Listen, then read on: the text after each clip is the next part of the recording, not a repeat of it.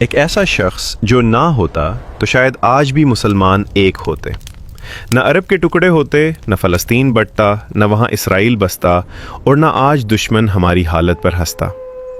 اگر وہ نہ ہوتا تو نہ عراق ختم ہوتا، نہ شام پر بمباری ہوتی، نہ یہودی قطر پر میزائل مارتا، نہ ایران پر حملہ کرتا، نہ پاکستان کو دھمکاتا۔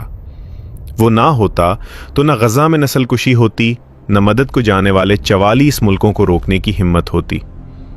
فرانس سے لے کر عرب تک آج بھی خلافت باقی ہوتی، مسلمان ملکوں میں نہ بٹے ہوتے، بلکہ ایک خلافت، ایک نظام، ایک قانون پر زندگی گزار رہے ہوتے۔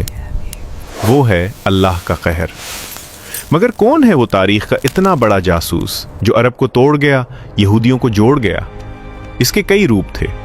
تھا تو وہ گھروں میں کام کرنے والی میٹ کا ایک ناجائز بچہ، مگر اس نے سب کو اپنا ہمدرد اور سچا سمجھایا۔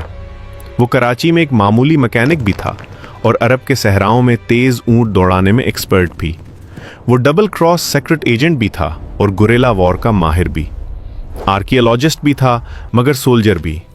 ہاں، وہ شاعر بھی تھا، برنارڈ شاہ کے لیول کا رائٹر بھی تھا۔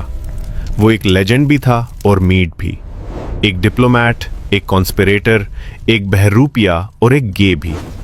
کبھی لائم لائٹ میں آتا تو کبھی گمنامی میں چلا جاتا۔ اسی نے ارطغرل کے بیٹے عثمان کی 3 بڑے عزموں پر پھیلی 6 صدیوں کی ایمپائر کو کرچیوں میں بکھیر دیا۔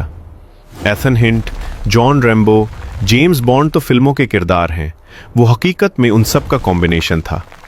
20ویں صدی کا سب سے مشہور انگلش مین، عربوں کا انوکھا ساتھی، تھامس ایڈورڈ لارنس المعروف، لارنس آف عربیہ۔